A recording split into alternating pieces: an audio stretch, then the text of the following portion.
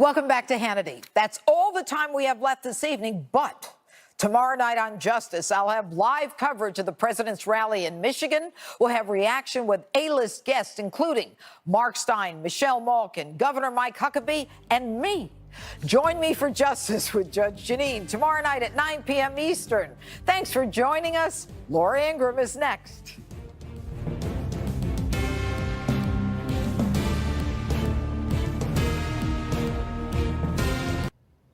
Good evening from Washington. I'm Laura Ingraham, and this is the Ingraham Angle. Happy Friday. Let's get right to it.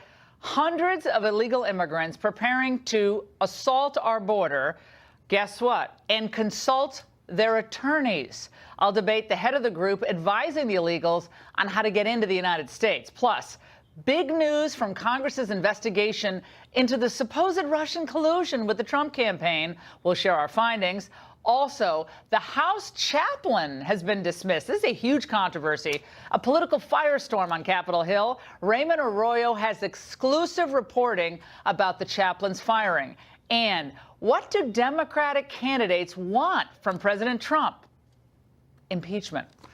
How they might turn their blue wave into a blue ripple. I'm going to explain. Plus, we begin with President Trump on the verge of a truly historic diplomatic triumph as his tough talk appears to be paying off.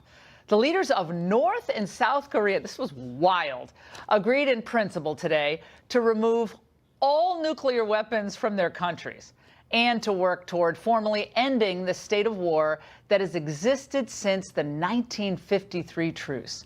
Trump was ecstatic over the news, tweeting early in the day, "Korean War to end." The president later acknowledged there was much work to be done, but he sure sounded optimistic. A lot of good things are happening with respect to North Korea. President Obama told me when I had the one meeting with him, he said, that's your biggest problem. That's going to be the most difficult thing you have. And honestly, I wish it was handled earlier. I wish it were handled by another administration years ago. I'm not just talking about President Obama. I go back to any administration you want. But over the last 25 years, this should have been handled a long time ago, not now. This should not have been left for me to handle. But we will handle it. We're handling it well. So is it time for Trump's critics to concede that his tough Rocket Man talk on the sanctions, North Korea, actually made a difference here? Republican Congressman Luke Messer has been urging colleagues to support, wait for it, a Nobel Peace Prize for the president. He joins us now from Fort Wayne, Indiana, and former Trump campaign advisor and China policy expert Mike Pillsbury is going to be with us, as is Asia policy expert Riley Walters of the Heritage Foundation. Great panel. I never thought I would see this in my lifetime, I have to say, guys. Yeah. The idea of the North Korean dictator crossing the DMZ to meet the South Korean leader, obviously speaking the same language, meeting together, embracing at one point after the handshake, after they had their meeting. Again, this is initial still in its initial phases, but Congressman, I have to say, I think the only person who could have gotten us to this place, again, we'll see where it goes, but it's Donald Trump because of his unconventional approach to negotiations and, frankly, his tough talk. You didn't know if people are going to say, you're going to launch a nuclear war, unilateral first strike, Mr. President. He's like, no, but we're going to solve this. Congressman, how did Donald Trump manage to get us this far? Well, it is extraordinary. And, Laura, I've been saying for a couple months now, if North Korea actually ends its nuclear program and you bring peace to this peninsula after 70 years, Donald Trump deserves a Nobel Peace Prize. The only reason that the evil North Korean dictator is coming to the table is because there's a new sheriff in town. And President Trump's Twitter diplomacy is working. His tough talk is making a difference. It's bringing both North and South Korea to the table, and China too. Of course, we have a long way to go here, but these events of the last 24 hours are extraordinary and almost impossible to overstate. It's a very big deal, and it is happening because of President Trump's leadership. We're going to talk about the Chinese involvement in all of this because we cannot overlook the fact that we have major administration officials going to China on Tuesday, Bob Lighthizer, the USTR, and also, of course, we have Steve Mnuchin and other senior level members of the administration going to talk trade. But Mike Pillsbury, I want to go to you. I want to do a flashback. It's kind of Flashback Friday today, and play for our entire panel the scene from the Nobel Prize ceremony involving newbie Barack Obama. Let's watch. Has the audacity to hope and the tenacity to make these hopes come true. That is what makes him so important. By his own behavior and leadership, he is demanding that we all take our share of responsibility for a global response to global challenges. We congratulate, therefore, this year's laureate, President Barack Obama, on what he has already achieved. Mike Pillsbury, that was in 10.5 months. He was getting people to accept responsibility for facing global challenges. Now, if that's the benchmark, Mike Pillsbury, then Donald Trump, regardless of what happens, has to be almost a shoo-in for the Nobel. I think the congressman's right here. Well, I agree. Obviously, perhaps President Trump has earned 2 Nobel Peace Prizes. As you know, the authority of these peace prizes is somewhat in doubt. It's a committee of 5 who are chosen by the Norwegian parliament, and they tend to be retired members of the Norwegian parliament. So they've made some real mistakes over the years, people whose Nobel Peace Prize was not earned. In the case of President Trump, this is a tremendous success. The only problem is the degree of pressure he used to get it may turn the stomachs of some of the Norwegian members of parliament. Don't forget he had nuclear aircraft flying toward North Korea. He had the discussion with the South Korean defense minister that we might return our nuclear weapons to be deployed again in South Korea, as many as 800 or more. Other kinds of pressure, obviously, was the massive, very focused sanctions, even on the royal family in the north. So this is not your ordinary idealistic make a speech kind of Nobel Peace Prize candidacy. This is someone who really got results. But the results came only through pressure. I think the Chinese also helped. And frankly, President Trump linking trade and the delegation going next week to helping with North Korea, that was a very bold gesture, heavily criticized by the left-wing media. But it looks like it was a stroke of genius. The Chinese helped us on North Korea. Who would have thought, Laura? No, I think that's a great point. Riley, I want to go to you on this. I frankly I'm a little bit worried on the linking of China trade to North Korea. Obviously, the choice between thermonuclear war or the China 2025 program where they dominate every major industry. It's not the easiest of concerns to look at when you look at them both. We can't allow China to dominate high tech. We cannot allow China to dominate 3D printing, space weaponry, commercial aviation. But that is their subsidizing goal. They're doing that across every industry.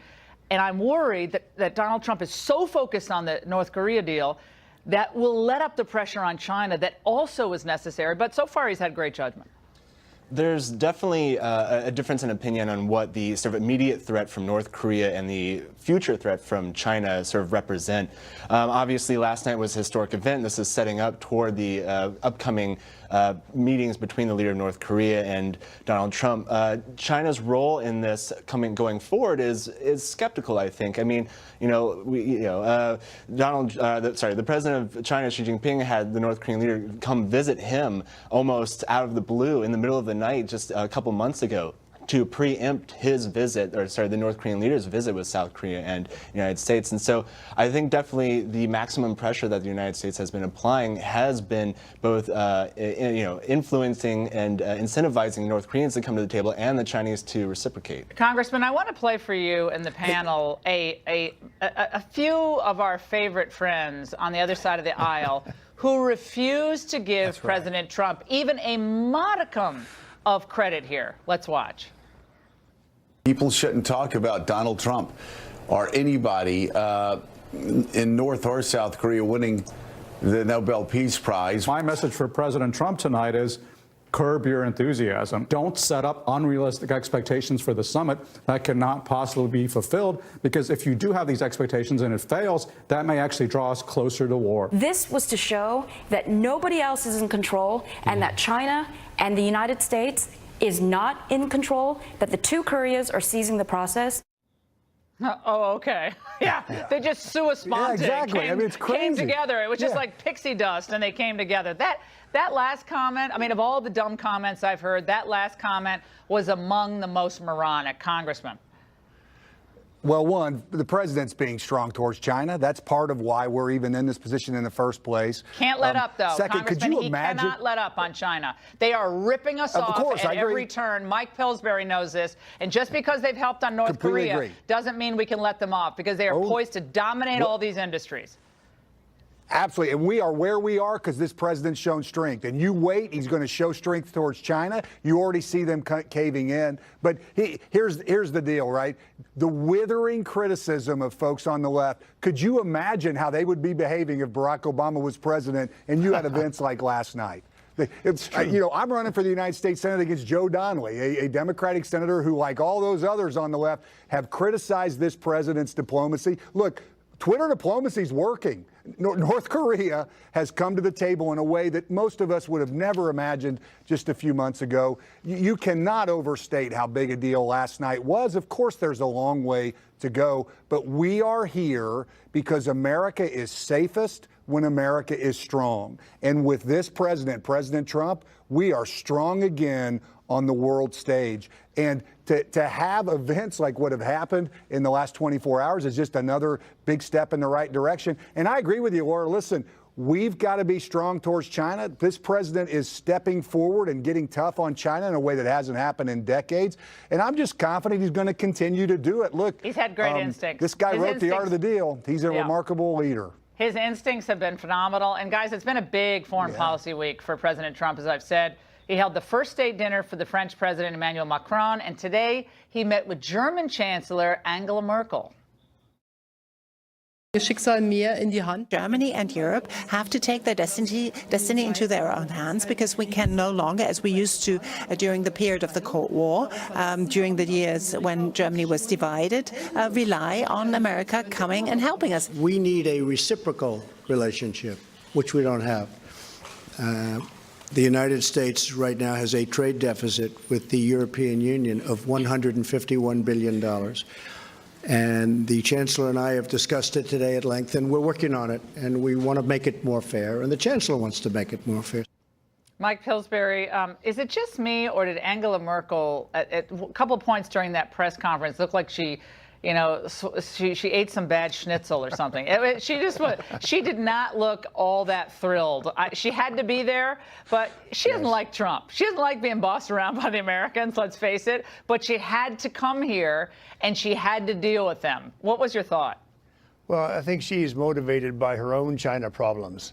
The German media has now exposed quite a bit of technology theft by China, a serious internal sort of influence operations inside Germany. So the rise of China in terms of German attention to it is a big problem. And there's an effort now for the Germans, the French, and others through the European Union to take joint action with the United States on these predatory trade practices of China. She didn't mention that in her talk, but I think it's behind the scenes what's very much going through Merkel's mind. I also think, Riley, Angela Merkel wanted some relief from these tariffs. My sources tonight are telling me the president did not give her the relief that she wanted on May 1st. We'll see what happens after that. She came to get, in part, some assurances on that front. And Donald Trump, he was very clear. He was very cordial to her, but that's right. It's got to be a reciprocal relationship here. It can't be, Edgar Winter's group. You're too young with the song "Free Ride." No more free ride. Where it's going to be a mutual relationship, and that's how it's going to go down. I think the Angela Merkel, she definitely, the relationship they had this meeting was definitely better than the last time they met. And she's coming in third if we kind of see the Prime Minister of Japan visiting 2 weeks ago, Macron visiting her fault. This week. She could have been first, but she blew the relationship. But it's not just her asking for exemptions, too. It was Macron. It's the EU who's asking for exemptions on these tariffs. And so, obviously we do want to target China on a lot of these non-fair issues. But, at the same time, we end up hurting our friends and allies like Japan and those in the EU who would be supportive of us in a contention, a national security concern, one of those things. The purpose of these tariffs itself were to address national security, and even the argument made by the administration during the initial implementation were shoddy at best. And so now it's sort of shoddy. What are you talking? This is where the conservatives drive me crazy. You tell me what the alternative is to tariffs with China. That's right. We tried to take them to the World Trade Court. They said, yes, we accept your judgment, and then they don't implement it. We tried to work with our European counterparts. We did. China says, thank you very much. I'll take another. And then they don't do anything. We've warned them. We've met with them. He did every manner of diplomacy. And Congressman, Donald Trump got to the point where, frankly, these previous presidents should have been at 15 years ago. And we got walked all over by China, and now they're coming and they're buying seed money into our early upstart corporations, early funding of major tech companies. They are in our high tech industry like never before, and that's just the beginning of what they're doing. Absolutely. They manipulate their currency. They steal our intellectual property. They treat our products unfairly. The president is showing bold leadership that have not been seen by other leaders of either party, frankly, for decades. I think it's fascinating to see this litany of world leaders who are now coming to meet this president because they realize who the leader of the world is right now. It's President Trump. You see it with the German leader, the Japanese leader, the French leader, what's happening now in North Korea. Listen, this president is showing that strength. When America is strong, America is way better off. And I can tell you, out here in Fort Wayne, Indiana, people get it. They may not get it on the coast, but out here in the middle of this country, people understand that this president's leadership is making a difference both economically and in strengthening America on the world stage. It's a big deal. Mike Pillsbury, we're almost out of time, but the future is either going to be China's or it's going to be ours. I prefer that it's the future of the land of the free, because if China ends up dominating these industries, all these academic arguments about tariffs, they're over. I mean, the whole freedom measurement is down. We lose, they win. It's over for freedom and sovereignty. Last thought. Laura, I have some good news for you. If you go back to the year 2000, you'll find a book by Donald Trump called The America We Deserve. It's got an 8-page section on China with all of these criticisms made then and the desire to be tough already spelled out. So this is not something new for Donald Trump. He's been thinking about it a long time now. This is his chance to implement his original vision, I think. That's right. He was way ahead of the curve. Guys, thanks. Fantastic panel. And I want you to stay there for a debate you just can't miss. I talked to the head of a group that is coaching illegal immigrants on the best way to get political asylum in the United States. And boy, do I have just a few questions. And later, Nancy Pelosi's lecturing her fellow Democrats what they should not talk about in the upcoming elections. I'll tell you why she's probably out of luck. Hundreds of illegal immigrants, mostly from Honduras, are determined to get into the United States this weekend. First, they are getting some free legal advice from a number of American attorneys who are advising them, holding some workshops on U.S. immigration law, particularly on how to seek asylum if they have a credible claim. As the Angle reported this week, a recent poll conducted by the Jesuit Research Group found that only 11% of Hondurans emigrate to escape violence, while 83% are seeking better economic opportunities. The U.S.-based group Human Rights First announced yesterday that it will partner with law firms providing guidance to asylum seekers. But where's the line between providing guidance and helping people game the system? Is there a line? Joining me to discuss that is the president and CEO of Human Rights First, Elisa Massimino. Elisa, it's great to have you on. This is a tough situation in Tijuana. We have at least 300 people, women and children included, many of whom made a trek starting in March around Easter, all the way up through Mexico, ultimately getting here to close to the United States. There are a lot of people who've watched our show over the last few days and wonder, how is it that American lawyers go down to Mexico and advise people from another country about how to get into this country when most of their concerns are economic? Most of them, I don't blame them. They want a better life. Maybe they can't get a great job in Honduras. But that's not a valid claim for asylum, is it? Well, let's separate two things here. First, what Human Rights First is doing, we're not in Mexico, we're not going down to Mexico, but what we are doing is working with volunteer lawyers to help people who present themselves to the U.S. authorities and ask for protection. And what do you provide to them? We provide them advice, answer questions. So you're providing lawyers with advice? Lawyers are providing people who ask for help with advice and legal counsel. But presumably they are in Mexico because the individuals that we're talking about are in Mexico, correct? No, we won't be doing that until they present themselves to Okay, so Border what? Patrol. So I just want to understand this. I'm not trying to be No, cute no, here. it's important. But there are 300 people in various tents in tent village in Tijuana, Yeah. about 300.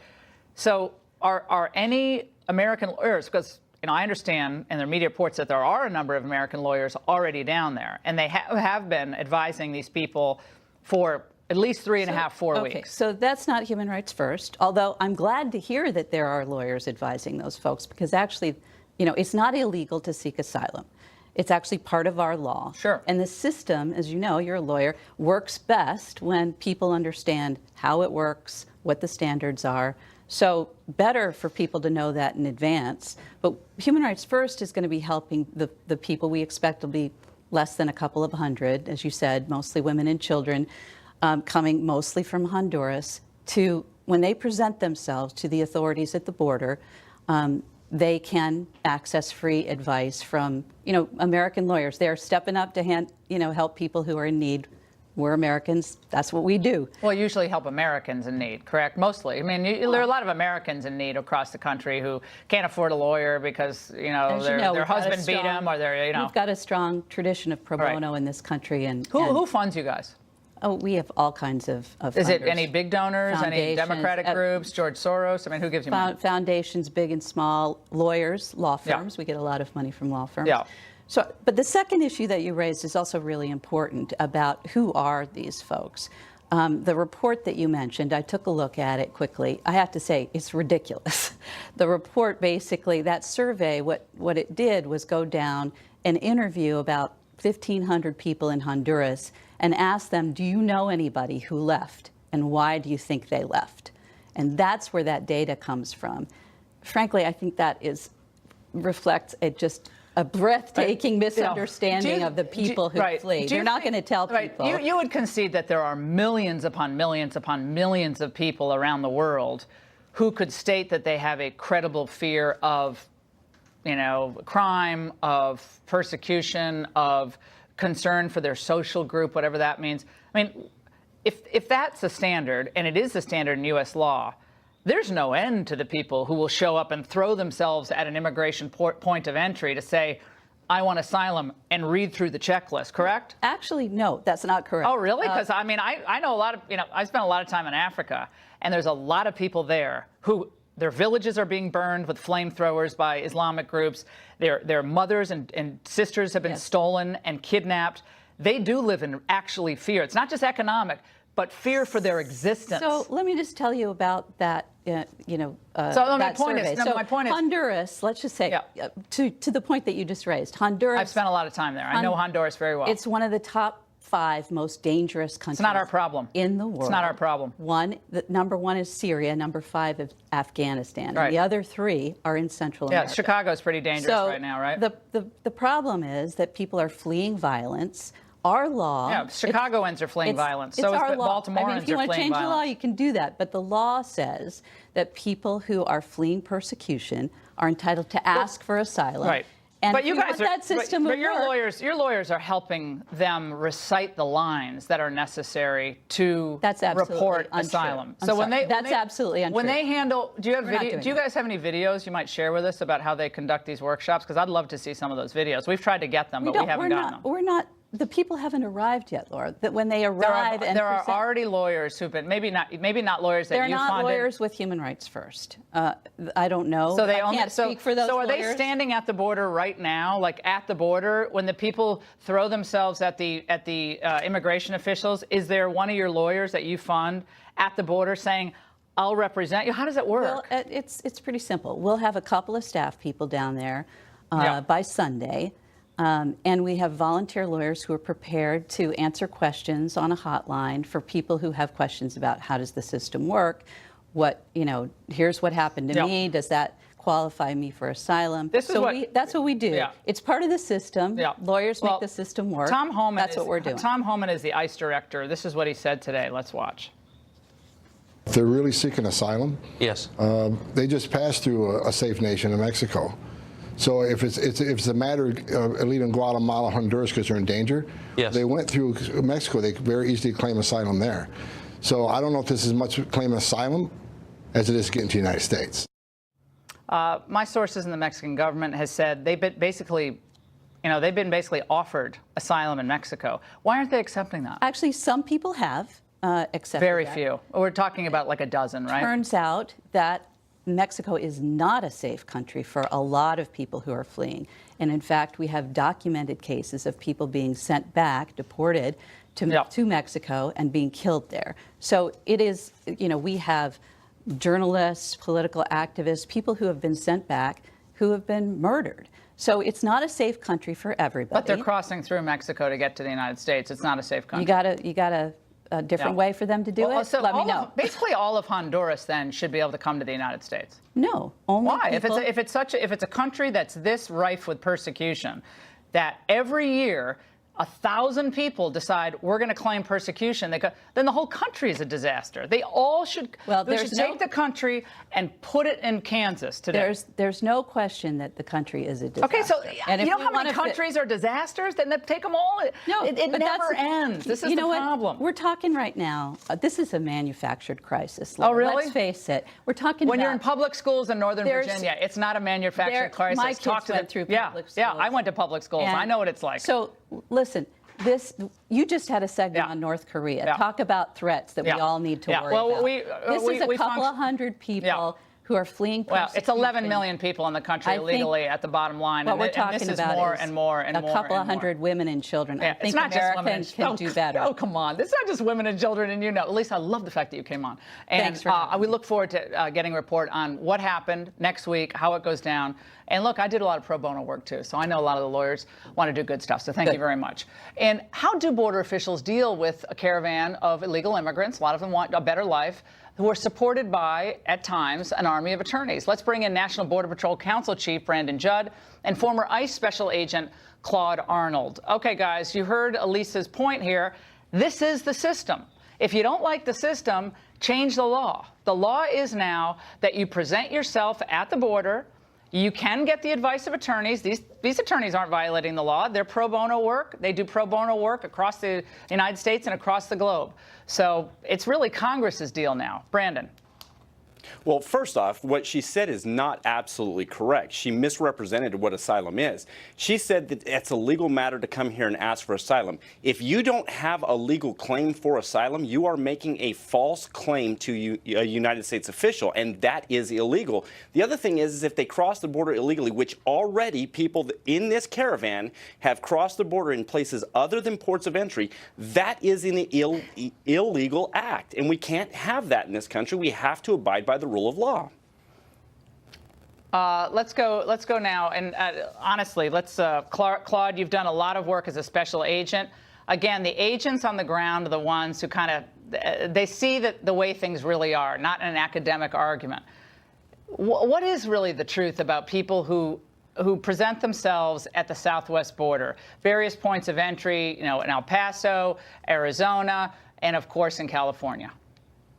Well, first of all, I'd like to make the point, Laura, that survey that you initially cited, 83% are economic migrants. I believe that's accurate because statistically, 80% of all Honduran asylum claims are rejected.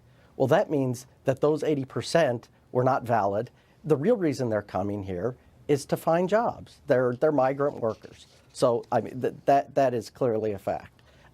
And the problem with this whole process is that, as my colleague pointed out, that if they're making false representations, they're committing fraud. I mean, and it's actually a felony. This is the problem. And they're coming here to work. That's the magnet. We have a lot of vulnerabilities in the system. One is we have to shut down the magnet that is allowing them to get employment here. We need mandatory E-Verify. We need to build a wall to deter people from coming. Well, the wall's across. not going to change the asylum claims. That's something that everybody will for has some to, of them. It will for the ones who enter illegally. But yeah, the ones who cross the border. We need, but not we need the law to be changed. Right. We need a statutory fix. I just want people to get a sense of how things are developing now on the border. Okay. Last week, the numbers of adults with children who have been apprehended crossing the border, it's 700 a day. Okay, that's last week. That's the highest level we've seen per day crossings since 2016. You saw a big drop off when Trump came into office. Now it's gone up, up, up, up, up, and up. And that's endangering people who are crossing, especially as the months get hotter. We're going to have problems with human trafficking, drugs, all the problems that illegality brings in. They bring in, burrowed in these large numbers of people. Not all of them, but we know already there's an MS-13 person who was apprehended last week. Brandon, what we're hearing from the administration is that we want 100% prosecution for adults who try to bring in children. Really quickly, you got about 15. We need that prosecution. If we continue to release people, we have the right, if they cross the border illegally, we have the right to send them right back to Mexico until their asylum claim is heard. Right, but not to the other countries. The problem is they can't go back to Guatemala or Honduras. Guys, but we can send them back to Mexico. Right, but great panel. Thank you so much. Friday Follies up next. Welcome back. It's time for our Friday Follies segment. We have some fantastic stories to share with you, but first, some news. Democrats are launching a religious war over the departure of a House chaplain. I'm glad the Democrats know there is a House chaplain. Fox News contributor Raymond Arroyo, Will Wilder series author, has some exclusive details. Raymond, what is going on? This is a firestorm that's developed. It is breaking out. It should have been a very small story, and it was when it was first announced. Father Pat Conroy has been the chaplain for a number of years. He was the second Catholic chaplain, but the first one to be dismissed. We have a photo of him. For the House of Representatives. But here's the deal. He apparently gave a prayer before the tax vote, and some thought there was a little partisan intent there. Now Democrats are saying he was removed by Paul Ryan because of the prayer. This is what they said today. They stormed the floor, demanding not only an investigation, but more. Watch. The dismissal of Father Conroy following this prayer shows Republicans' true refusal to embody the values of faith and charity in the legislative work. Resolved that there is hereby established a select committee to investigate the actions and motivations behind the resignation of the House chaplain. They basically want a special counsel against Paul Ryan for dismissing Oh, please. What was the real reason it was dismissed? Nancy Pelosi says it's unjust. I've spoken to a number of members today, including You were on the phone. Raymond was on the phone with 4 members of Congress, 1 Democrat, 3 Republicans. What'd you find out? Here's what they told me. Some of them complained to Paul Ryan himself. One told me Father was a little bit more partisan than pastor. Others said they went to him for counseling and thought he wasn't as warm or understanding as he should have been. They went to the Senate chaplain instead, and they complained to Paul Ryan. It was the, I think, accumulation of this stuff, including pushing and lobbying for certain bills, an edge of partisanship that they didn't like. That's what led to his dismissal, it seems. And I've gotten that from very high officials in the All right, so this is a tempest in a teapot. Look, the Republicans are doing themselves no favors. Now Representative Mark Walker has been appointed to a committee to find a new chaplain. He said he wants a man who has a family and children. That sounds anti-Catholic. Hey, let me tell you something. Parish priests have a family. It's their whole parish. And the Eastern Rite priests and deacons, they're married, so maybe they can. I didn't like that comment. Facebook censored free speech, said Diamond and Silk. Now, Diamond and Silk took Capitol Hill this week. We did not get to this the other day. Do we have a clip? Let's watch this. This is classic. Let's watch. You all have been bashing Facebook and you've been making a ton of money. Isn't that correct? No. Excuse me, no. You've not been. Wait a minute, hold up. Unsafe to the community. You've not been making a ton of money based on your bashing of Facebook? No. We didn't bash Facebook. What we did was we brought it to the light on how Facebook has been censoring conservative voices like ourselves. Facebook censored our free speech. And shame on the ones that don't even see that we have been censored. If the shoe was on the other foot and Mark Zuckerberg was a conservative and we were liberals, all fences and all chains would have broke loose. You know it and I know it. I tell you, Tyler Perry should sign them up. Diamond and Silk goes to Washington. This is a mini-series waiting to happen. I was screaming, laughing. They wouldn't even let them get a question in. Every time they started asking a question, and then Silk would say, Silk would be like, I love that. I love Silk. Silk is my favorite. This was the funniest congressional hearing I've ever seen. Hold on. Okay, there's a big story of the night, the big Friday Folly story. People are paying for cuddles. Yes. This is a form of therapy. If you don't get enough human touch. Look, we have video of this. These people, this is a group. It's a website. I pay that person not to cuddle with me. Thank you very much. Called what is that? Cuddlist. There are 400 professional cuddlers. Now, just bear in mind, we have a growing number of people who are single without spouses, up to 42%, now including the host of this show. Now, they claim because of that, more people than ever, they're even having cuddling parties here in Washington, D.C., because people are so upset after the election, they're scared, they want cuddles. You know how much they're charging? How much? $80 an hour. Now, what does the cuddling include? Here, let me read this to you. Washington Post. You lean against the provider, hold hands, or spoon while you talk. It's non-sexual touch. It's just affirming, and they say it's therapeutic and it relaxes you. So, Laura, $80? Well, I've done the math. I'm not going to cuddle with you, but I will give you a hug for $1.30. Oh, you get nothing. I don't want. It's time. Get away from me. Don't touch me. Get away.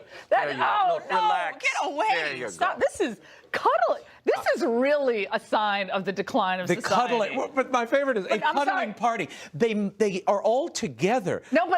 This is like I'd rather go to a Tupperware party than a cuddling party. and the people I was watching. I don't want to cuddle with anybody but my wife. But That's some of the people cuddling, like Ixnay, I'm not going to cuddle with you. They look like they really should have a bath certificate before they cuddle. No. Some of these folks are a little. This is a no bathing zone. Yeah, God bless them. God bless them. Oh, shucks, we didn't go to Nancy Pelosi shaming us on our face. Next time. Have a good weekend. Don't ever think of cuddling here. A congressional investigation finds no evidence of Trump collusion with Russia. No cuddling there. But it sure raises a question about what the Democrats were up to. Congressman Sean Duffy helps us sort it all out next. President Trump was given a fresh reason today to call for the end of the special counsel's investigation. The Republican-led House Intel Committee released its final report today that found no evidence of conspiracy or collusion between Russia and the Trump team.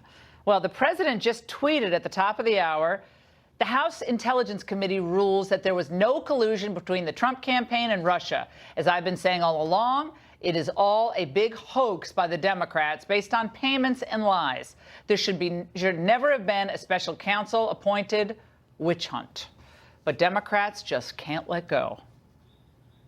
I think it's just a gloss on a very political report, a document that could have been written by the White House. To close the investigation and write such an inaccurate, incomplete, and irresponsibly premature report does nothing to protect us. This complete partisan whitewash by the Republicans on the Intelligence Committee just shows more so why we need an honest report. In many ways, it was a kind of kindergarten investigation.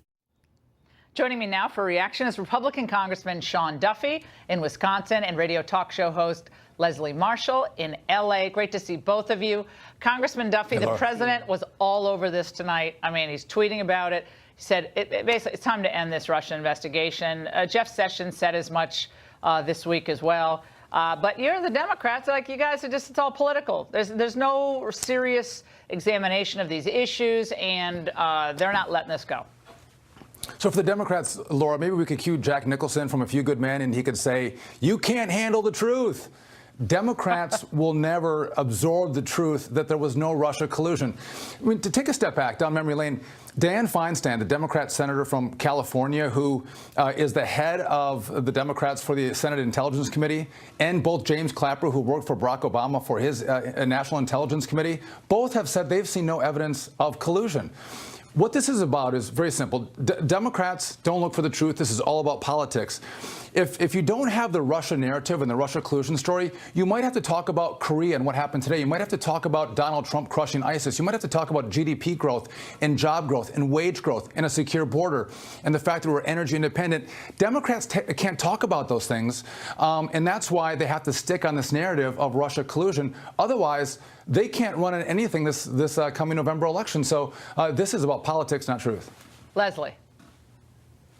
Oh, Congressman, with all due respect, we can multitask, we Democrats. But no, this is not. This is political and it is partisan, because when you look at this committee, it's not the bipartisan committee that has said, okay, no collusion. It is the Republicans. There's still a Senate committee, and we still have an independent counsel by Robert Mueller. And I say, Democrats and Republicans, back off and let the guy do his job. If, in fact, there is no collusion, we need to find that out. This committee has not interviewed the people that Mueller has interviewed. This committee has not looked into all the documentation that the independent counsel has before him. So this does not give an exoneration to the president at all. This is some Republicans saying, hey, based on what we looked into, and they didn't look into everything, we don't feel there's an issue here. One more thing. How about Dan Feinstein, Leslie? How about James Clapper? Listen, this investigation would never stop for Democrats. I mean, no matter how much evidence comes out, no matter how clear it is that Donald Trump won by the force of his ideas and the force of his personality, and he outworked Hillary Clinton, that's why he won. Democrats can't handle that. When will you accept it? How much evidence do you need? How much information do you need to show that Donald Trump had a hard time colluding with Republicans, let alone trying to collude with Russians? I mean, when do you accept it? Let me jump in here for a second, guys, because. Yeah, Leslie, I think one thing that Congressman Duffy mentioned was this interesting tidbit that I guess now has been confirmed, that former Dianne Feinstein staffer Daniel Jones in the 2016 campaign was the person responsible for getting that Fusion GPS Christopher Steele dossier going, which is interesting because obviously Feinstein is an important Senate figure herself, but it just reinforces this idea that this was a political hit job from the beginning. It was Oppo research pushed through this Christopher Steele, who later got, was disassociated from the FBI for leaking information to the media. That was an interesting tidbit. Democrats kind of brushed that off early on, but it was now confirmed. I don't have a problem with the confirmation of this because of the timeline.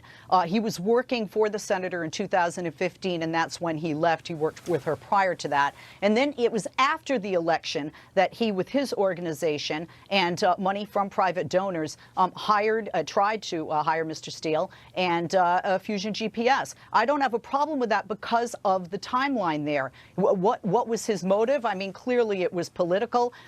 Do we see any corroboration?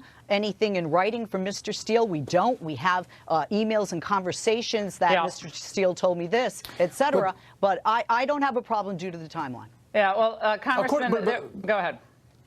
Of course she does it, but they raised $50 million from 10 donors from New York and California to drive the narrative of the Russia collusion story and the phony dossier. I thought Democrats were opposed to dirty money and dark money in politics. They're only opposed to it if it helps Republicans, but if it helps them, they love dark money. As Leslie just said, I mean, this was $50 million to promote this story from big donors. All right, guys, fantastic conversation. Thanks to both of you tonight on this Friday. And by the way, Nancy Pelosi may be helpless to stop her nightmare scenario in November. We're going to tell you what she's afraid of the other Democrats talking about.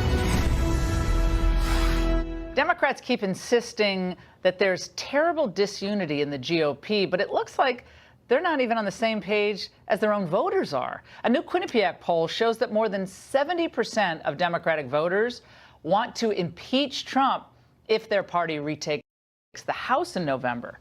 And that's a big red flag for the woman who wants to be Speaker. I don't think that we should be talking about impeachment. I've been very clear right from the start. I think it's a gift to the Republicans to talk about impeachment. What we want to talk about is what they're doing to undermine working families in our country. Let's discuss this with a pair of Democrats, former Manhattan Borough President Andrew Stein and Democratic strategist Hamza Khan. Andrew, let's go with you first. Nancy Pelosi is smart enough to know that the impeachment mania will drive Republican turnout because Republicans want this president to succeed.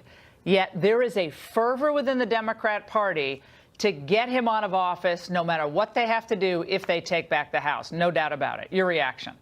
Well, Laura, I go back for a long time, Democratic Party. Estes Kefauver and Hubert Humphrey, way before your time, used to stay at our apartment. My father was a pallbearer at Barbara Kennedy's funeral.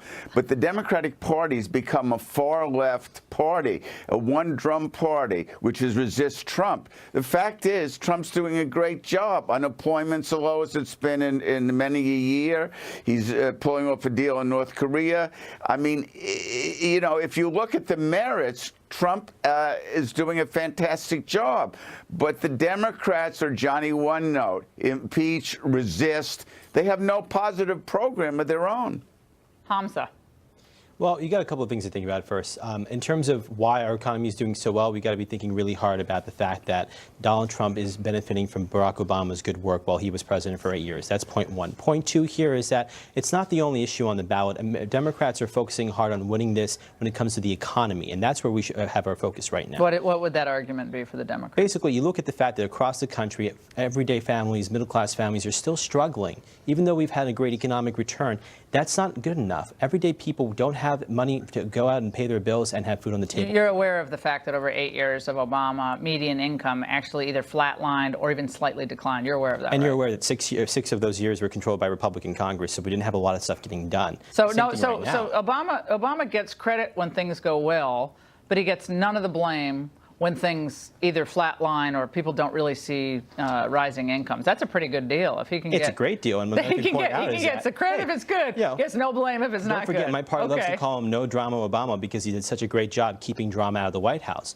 Donald Trump has turned our country upside down when it comes to drama. The White House has become... What does that mean? What does that mean? It means a lot of things. Look, no one cares about who's like the assistant secretary of X, Y, or Z. They care about what's in their wallet, Hamza. Laura, people care about what's in their wallets. They also care about the prestige and honor of their country. And President Trump has made it really hard for a lot of people to be proud to be American today because of the fact that he is going out of his way to tweet every day when he doesn't need to jump on Fox and Friends for a half hour, and then your own hosts have to tell him, hey, we're running out of time, Mr. President. I've never seen a president Do you think a guy in Ohio who's waiting, and Andrew, you can get in on this, a factory worker in Ohio who's hoping that, you know, his job doesn't get shipped overseas to China or Vietnam or Malaysia or wherever, is thinking, gosh, the president called into Fox and Friends for 27 minutes.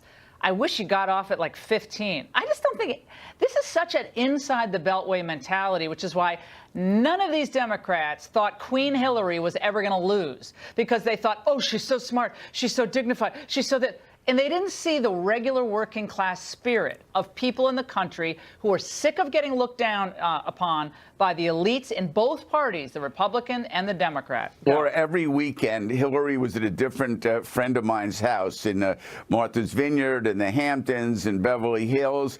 The president was making 6, 7 speeches in the Midwest and connecting with people. And I knew in the summer that he was going to win because he had a message and he was really connecting with the average working guy in Ohio and Michigan. And Hillary was playing to the elites, and it didn't work. Hamza. Well, look, what we can say about that is that Hillary Clinton still got 3 million more votes than Donald Trump, and that's going to matter when it comes to the midterms because guess what? That's a straight election up or down in terms of voters, and so that's going to work well for Democrats. The other thing to keep in mind is that Conor Lamb won on a no-drama message focusing on the economy, bringing back jobs to parts of our country where we haven't seen jobs for a long time, going back to the Clinton administration. Right, and that's because Donald Trump is actually reinvigorating our economy with the proper trade policy that a lot of Democrats support, actually. Chuck Schumer likes Trump's trade policies, helping upstate New York bring jobs back there. Sherrod Brown, Claire McCaskill's even praising Trump on some of this trade stuff.